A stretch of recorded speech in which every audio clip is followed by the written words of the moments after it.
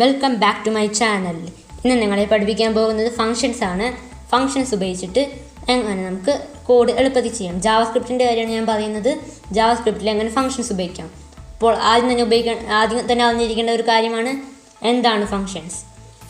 Functions എന്ന് വെച്ചാൽ ഒരു ബ്ലോക്ക് ഓഫ് കോഡാണ്. നമ്മൾ വിളിക്കുമ്പോൾ മാത്രം ആ കോഡ് വർക്കാവും. എപ്പോഴും വിളിച്ചാൽ എപ്പോഴും വർക്കാവും. ഒരു പ്രാവശ്യം വിളിച്ചാൽ ഒരു പ്രാവശ്യം വർക്കാവും. അതിന് വേണ്ടി നമുക്ക് റിസൾട്ടൊക്കെ തിരിച്ചു കൊടുക്കാൻ പറ്റും.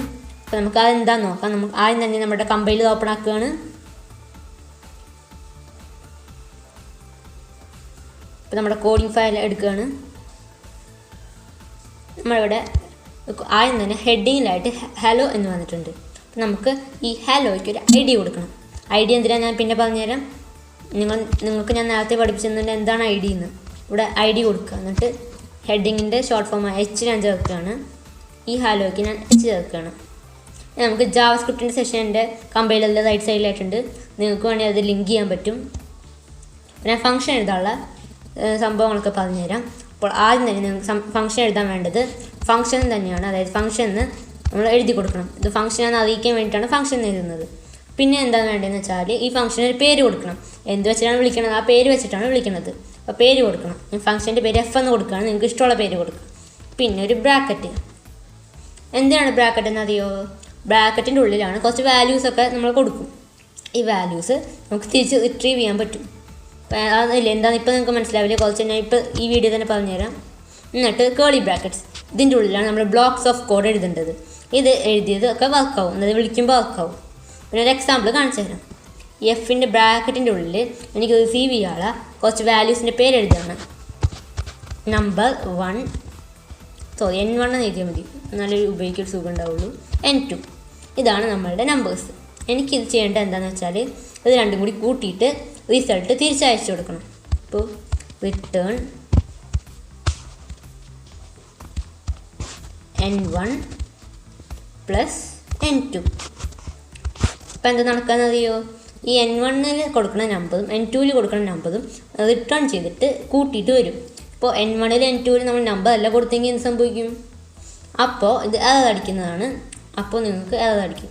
അപ്പോൾ നമുക്ക് HTML പോയിട്ട് ഇതെങ്ങനെ വിളിക്കണമെന്ന് നോക്കാം. നമുക്ക് എന്തിനു വേണമെങ്കിലും ഓൺ ക്ലിക്ക് എന്ന് പറയുന്ന സംഭവം ഞെക്കിയാൽ വർക്കാവുന്നൊരു സംഭവമാണ്. അത് ഉപയോഗിച്ചിട്ടാണ് ഞാൻ നിങ്ങൾക്ക് ഒരു എക്സാമ്പിൾ കാണിച്ചു തരാൻ പോകുന്നത്. On click is equal to ഞാൻ ഓൺ ക്ലിക്കിന് ഈ ഫംഗ്ഷൻ്റെ പേര് കൊടുക്കുകയാണ്. എന്നിട്ട് അതിൻ്റെ ഉള്ളിൽ വാല്യൂസ് കൊടുക്കുകയാണ്. 1 2 നമുക്ക് റൺ ചെയ്ത് നോക്കാം. നമുക്ക് ഹലോ അങ്ങനെ തന്നെയുണ്ട്. നമുക്കത് ഞെക്കി വയ്ക്കും. ഞെക്കിയിട്ടും ഒന്നും സംഭവിച്ചില്ല. കാരണം എന്താണെന്ന് വെച്ചാൽ ഓൺ ക്ലിക്ക് ചെയ്യുമ്പോൾ ഇത് ഈ കോഡ് വർക്കാവും. പക്ഷേ റിട്ടേൺ ചെയ്തിട്ട് സ്വീകരിച്ചിട്ടില്ലേ, HTML സ്വീകരിച്ചിട്ടില്ലേ. അപ്പോൾ HTML സ്വീകരിക്കാനുള്ള ഒരു ഓപ്ഷൻ കൂടി ഉണ്ടാക്കി കൊടുക്കാം. നമുക്ക് വേണമെങ്കിൽ ജാവാസ്ക്രിപ്റ്റിൽ പോയിട്ട് ഞാൻ നേരത്തെ പറഞ്ഞു document.getElementById അത് ഉപയോഗിച്ചിട്ടാണ് നമ്മളിപ്പോൾ ചെയ്യാൻ പോകുന്നത്. അതിനാണ് നമ്മൾ നേരത്തെ ഐ ഡി കൊടുത്തത്. എലമെൻറ്റിനും ഗെറ്റിനും ഐ ഡിക്കൊക്കെ ക്യാപിറ്റൽ ലെറ്റർ ഫസ്റ്റ് ലെറ്ററിനൊക്കെ വേണം. നിങ്ങളത് ശ്രദ്ധിക്കുക, തെറ്റിപ്പോകാൻ നോക്കുക. എന്നിട്ട് നമ്മുടെ ഐ ഡിയുടെ പേര് ഇവിടെ അടിച്ചു കൊടുക്കുക.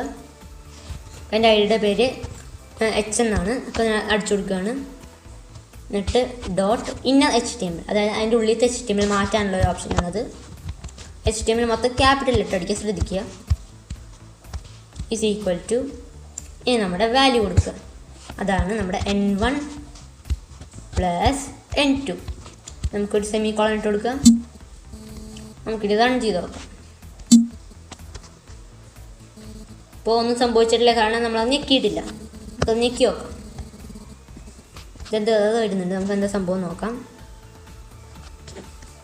സോറി, ഇവിടെ ID/ID എന്നാണ്. ഇവിടെ ഐ ഡിയുടെ ആവശ്യമില്ല. നമുക്കൊന്ന് ഞെക്കി നോക്കാം. കണ്ട, അത് ഞെക്കിയപ്പോൾ 1ഉം 2ഉം കൂടി കൂട്ടിയിട്ട് 3 ഇവിടെ വന്നിട്ടുണ്ട്. ഞാൻ അവിടെ നോക്കുമ്പോൾ 1ഉം 2ഉം കൂടെ കൊടുത്തേക്കാം. നമുക്ക് ഈ വാല്യൂസ് വേണമെങ്കിൽ നമുക്ക് മാറ്റി നോക്കാം. ഇപ്പോൾ 5 കൊടുക്കുകയാണ് 3ന് പകരം. എന്നിട്ട് ഹലോ ഞെക്കുകയാണ്. അപ്പോൾ ഇത് 6ആയിട്ട് മാറിയിട്ടുണ്ട്. ഇങ്ങനെയാണ് ഇതിൻ്റെ സംഭവം. ഇനി നമുക്ക് ഇത് മാത്രമല്ല, നമുക്ക് കുറേ ബ്ലോക്സ് ഓഫ് കോഡും ചെയ്യാൻ പറ്റും. ഇപ്പോൾ അങ്ങനെ വിളിക്കുമ്പോൾ തന്നെ എനിക്ക് വേണമെങ്കിൽ അലേർട്ട് ചെയ്യാം. അതായത് ഞാൻ നേരത്തെ അലേർട്ട് ചെയ്യണ ഓപ്ഷൻ എങ്ങനെയാണെന്ന് പറഞ്ഞിട്ടുണ്ടായി. അലേർട്ട് കൊടുത്താൽ മതി. വെറുതെ അലേർട്ട് ക്ലിക്ക്ഡ് എന്ന് പറഞ്ഞിട്ടൊരു അലേർട്ട് കൊടുക്കുകയാണ് ഞാൻ. ഞെക്കിയാൽ അപ്പം തന്നെ ഈ കോഡൊക്കെ വർക്കാവും. ഇപ്പോൾ ഞാൻ ഒരു കോഡ് അടിച്ചിട്ടുള്ളൂ. നിങ്ങൾക്ക് ഇഷ്ടമുള്ള അത്ര കോഡ് അടിക്കാം. ഒരു സെമി കോളൻ ഇടുകയാണ്. റൺ ചെയ്ത് നോക്കാം.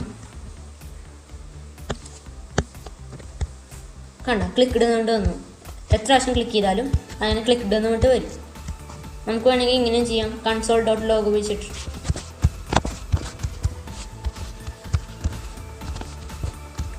ഇത് നിങ്ങൾക്ക് കുറേ കോഡ്സ് എഴുതാൻ പറ്റുന്നത് തെളിയിക്കാൻ വേണ്ടിയിട്ടാണ് ഞാനിവിടെ ഇങ്ങനെയും ചെയ്യുന്നത്. നിങ്ങൾക്ക് എന്ത് കോഡ് വേണമെങ്കിലും ഇതിൻ്റെ ഉള്ളിൽ അടിക്കാം കേട്ടോ. അതൊന്നും വിഷയമല്ല. ക്ലിക്ക്ഡ് എന്ന് പറഞ്ഞിട്ട് വന്നു. കൺസോളിലും ക്ലിക്ക്ഡ് എന്ന് പറഞ്ഞിട്ട് വന്നു. അങ്ങനെ നിങ്ങൾക്ക് എത്ര കോഡ് വേണമെങ്കിലും ഈ ഫംഗ്ഷൻ്റെ ഉള്ളിൽ കൊടുക്കാം. അപ്പോൾ ഇന്നത്തെ വീഡിയോ ഇത്രയേ ഉള്ളൂ. Thank you for watching. Do like, share and subscribe.